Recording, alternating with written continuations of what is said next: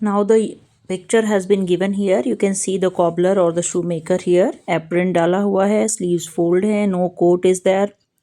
And obviously खुद भी shoes डाले हुए हैं तो उनकी आवाज़ भी आती है जब वो यहाँ वहाँ मूव करता है. So then soon he would come back holding in his hand a piece of gold brown leather. एक लेदर का पीस लेके आता है. क्या इसका बना दूं मैं आपका शू? ठीक है, मटेरियल दिखाता है. With eyes fixed on it he would remark what a beautiful piece. अब देखो यहाँ प्रोनाउंसिएशन में ब्यूटीफुल बीस दे रखा है बिकॉज उसका जो नेटिव लैंग्वेज थी वो थोड़ा उसमें आ रही थी. तो उसका मतलब क्या था कहने का? साइड में पूरी एक्सप्लेनेशन दी हुई है बेटा. जहाँ पे भी जो ये कॉबलर है वो बोल रहा है उसके डायलॉग्स की इंग्लिश, एक्चुअल इंग्लिश साइड में दे रखी है. सो क्या कहता है? What a beautiful piece. When I too had admired it, he would speak again. फिर मैंने भी बोला बहुत अच्छा है. Admire means तारीफ करना.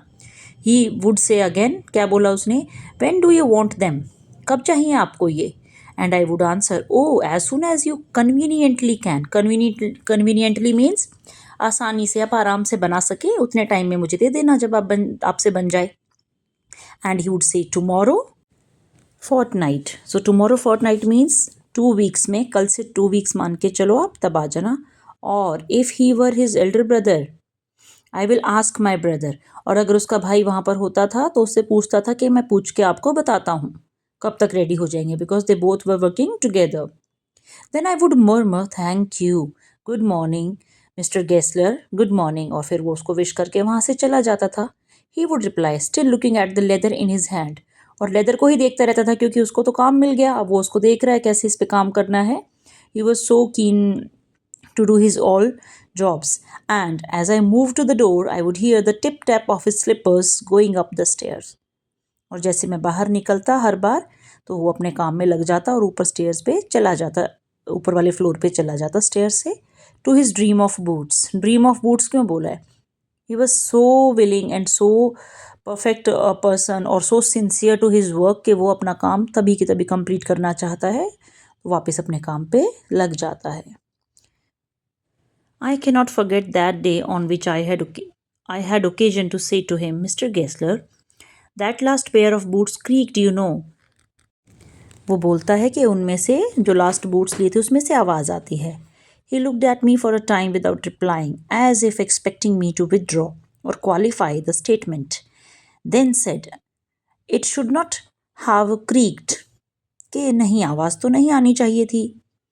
It did, I'm afraid. I'm afraid is just a phrase to say someone कि वो नाराज़ भी ना हो और आप एक तरीके से इसको बोल देते. Simply he said कि हाँ उनमें से आवाज़ आती है. बेटा correct English has been given here on the side. You can check. So he said you got them wet before they found themselves. शायद तुमने उनको गीला कर दिया होगा, भिगो दिया होगा. I don't think so. नहीं, ऐसा तो नहीं है. At that he lowered his eyes as if hunting for a memory of those boots, and I felt sorry I had mentioned this grave thing. Send them back. I will look at them. तो कहता है ठीक है, मुझे याद नहीं आ रहा, तुम भिजवा देना, मैं चेक करता हूँ उनको.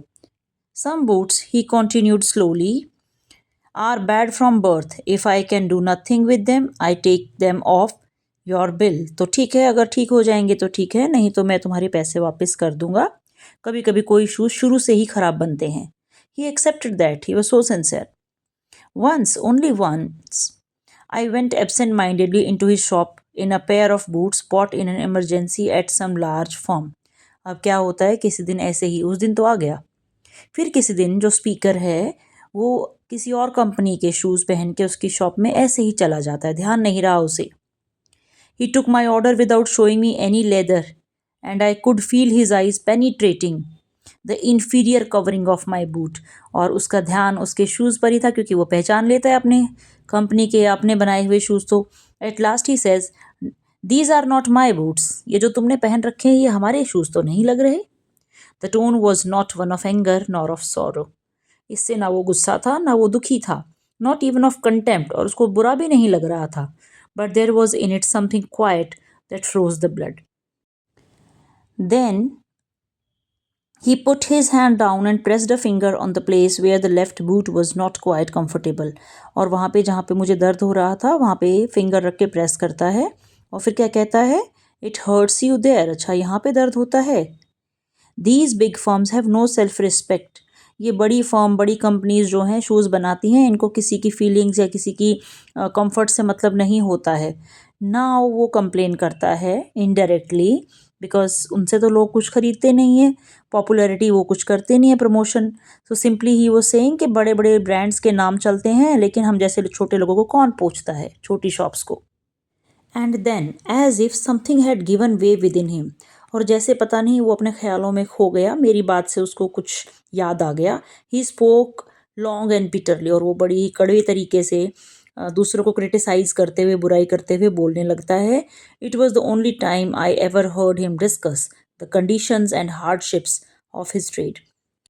Hardships means difficulties. ऑब्वियसली उनके पास बहुत पैसा नहीं है, रेयर ही उनके पास ऑर्डर्स आते हैं, जितने भी ऑर्डर्स आते हैं काफ़ी टाइम होता है तो बड़े अच्छे से बनाते हैं, पर इसीलिए उनकी जो डिफ़िकल्टीज़ हैं वो बहुत ज़्यादा हैं, अर्निंग बहुत कम है। सो अपनी जॉब के चैलेंजेस वो शेयर करता है फॉर द फर्स्ट टाइम।